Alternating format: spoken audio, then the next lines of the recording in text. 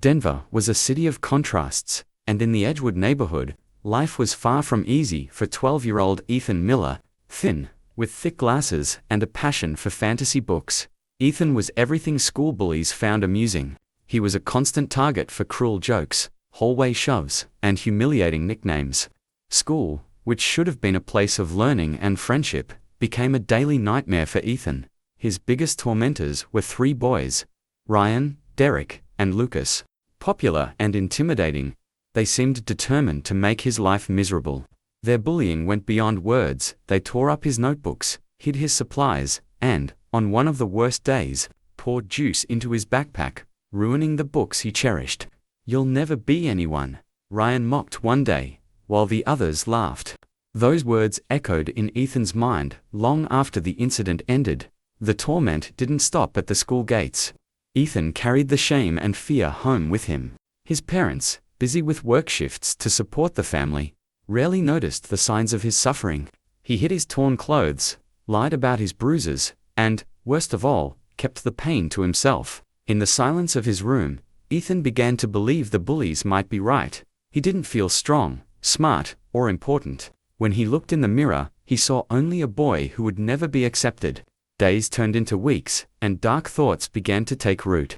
One night, after yet another day of humiliation, Ethan sat on his bed, staring at a small notebook where he wrote his stories.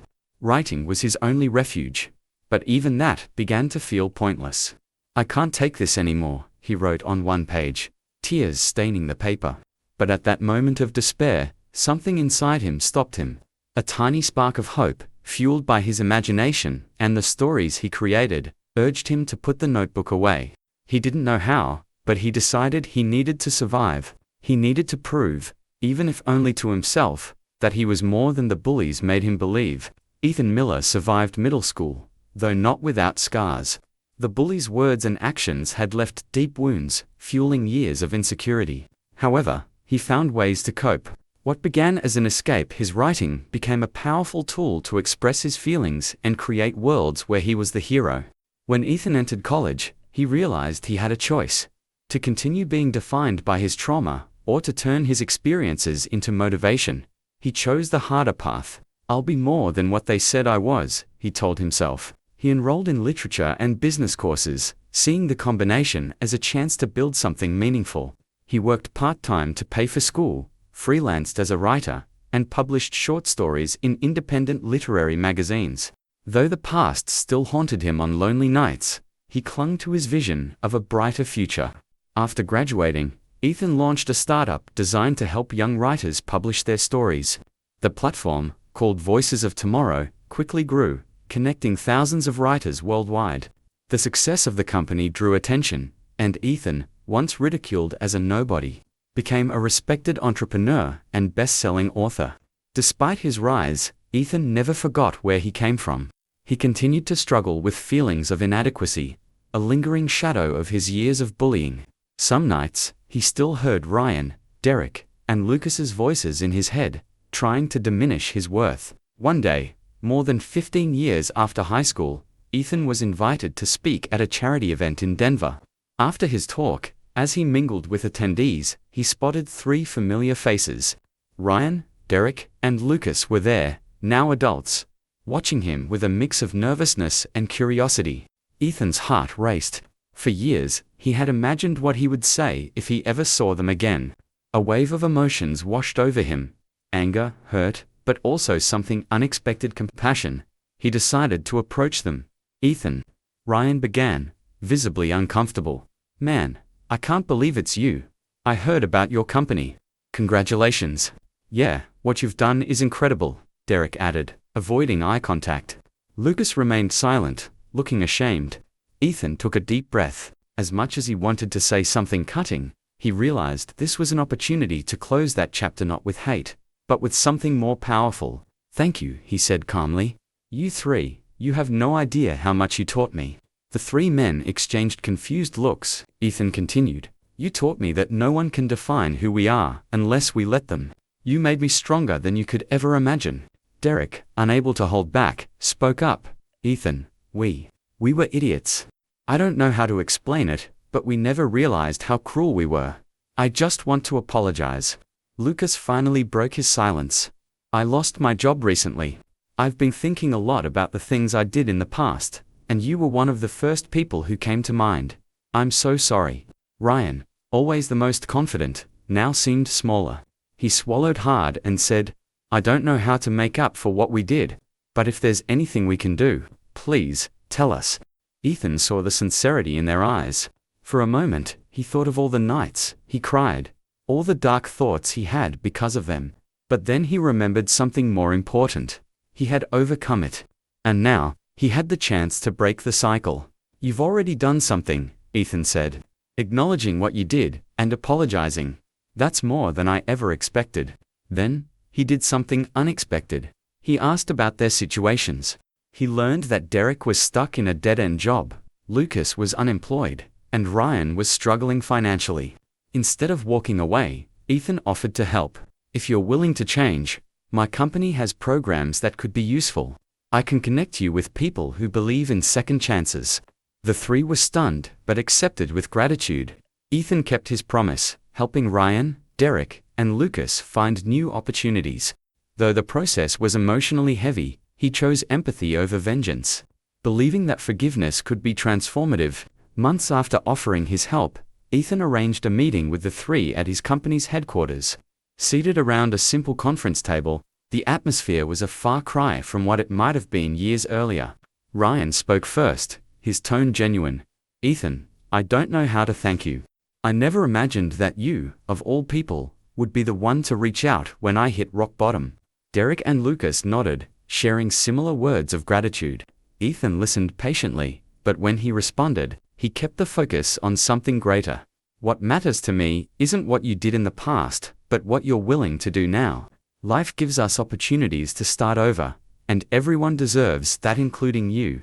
After the meeting, Ethan felt something shift within him. For years he had carried the pain of bullying, allowing those memories to shape his insecurities.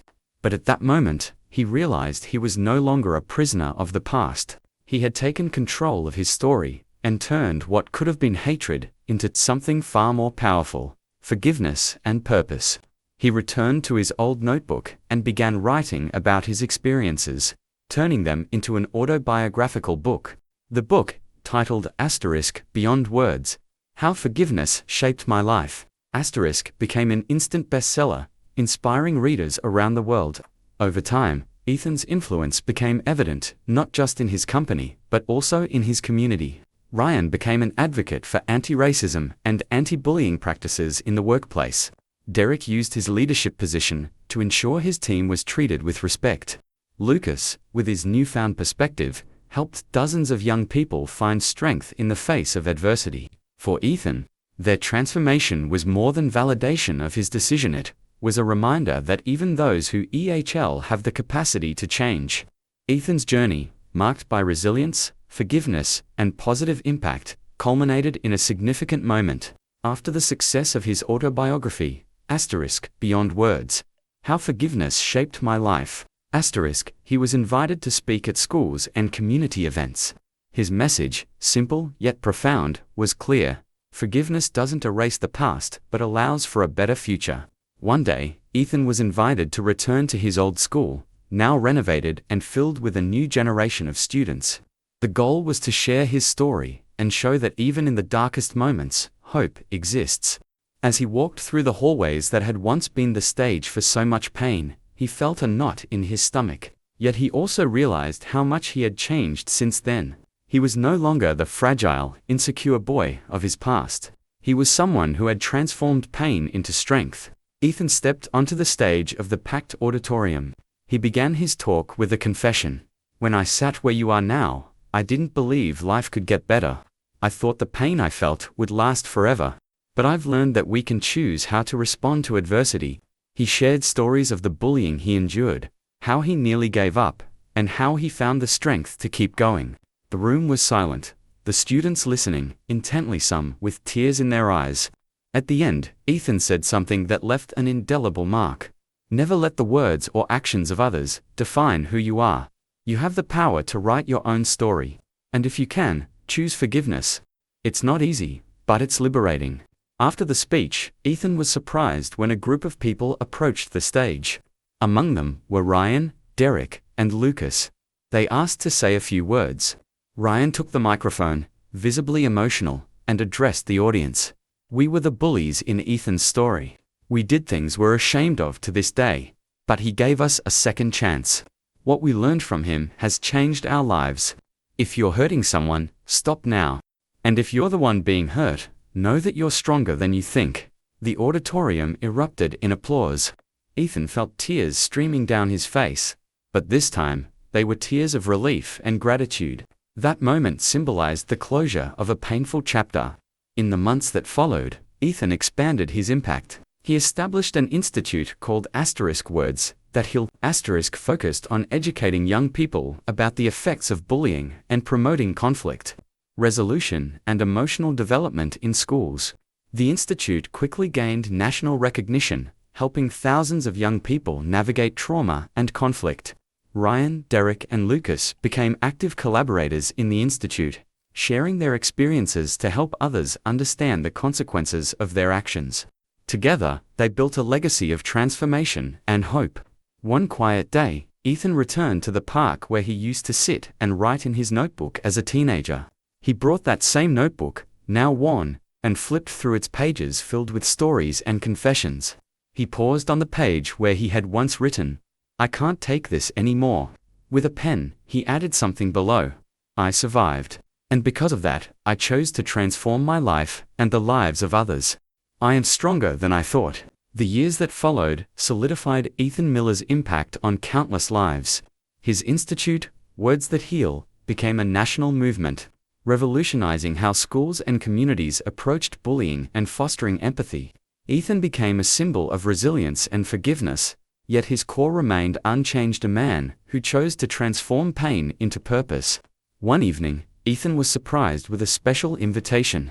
His friends and colleagues had organized an event in his honor, bringing together people whose lives had been touched by his story. The venue was decorated with inspiring quotes from his book, creating a warm and welcoming atmosphere. Among the guests were Ryan, Derek, and Lucas, who had become passionate advocates for the cause. Maria, a young woman Ethan had helped overcome bullying, took the stage to deliver a speech. "Ethan, you didn't just save yourself, you saved us. You showed us that the past doesn't have to define the future, and that forgiveness is the greatest strength we can offer. Thank you for believing in us when we didn't believe in ourselves." Ethan was called to the stage and looked out at the audience, his emotions overflowing. Taking the microphone, he paused before speaking. "When I was young, I thought my world had fallen apart. But today, looking at all of you, I see what's possible when we face our pain with courage and compassion. This event isn't about me. It's about all of us and what we can build together." At the end of the event, Ryan, Derek, and Lucas presented Ethan with a special plaque. It read, "To Ethan, who taught us to be better, thank you for giving us the chance to rewrite our stories." Ethan held the plaque with tears in his eyes. That night marked the definitive closing of the most painful chapter of his life, turning it into a testament to resilience and empathy. He regularly visited schools, listening to young people facing challenges similar to those he had overcome. On a sunny day, Ethan returned to the park where he had spent countless hours writing during his teenage years. He brought along his old notebook, now filled with new entries, and sat on a familiar bench. As he watched children playing in the distance, he felt a peace he hadn't experienced in years. He realized that, though his past had been difficult, he had used it as a tool to transform lives. Ethan was no longer just a survivor, he was a builder of possibilities. With a smile on his face, he opened the notebook, wrote the word gratitude on a fresh page, and closed it. He knew his journey was far from over, but felt certain he was on the right path. This story reminds us that the power of forgiveness and empathy can transform lives, not just our own, but also those who have hurt us. Ethan Miller is a shining example that true strength lies in facing pain with courage and using our experiences to create lasting positive impact.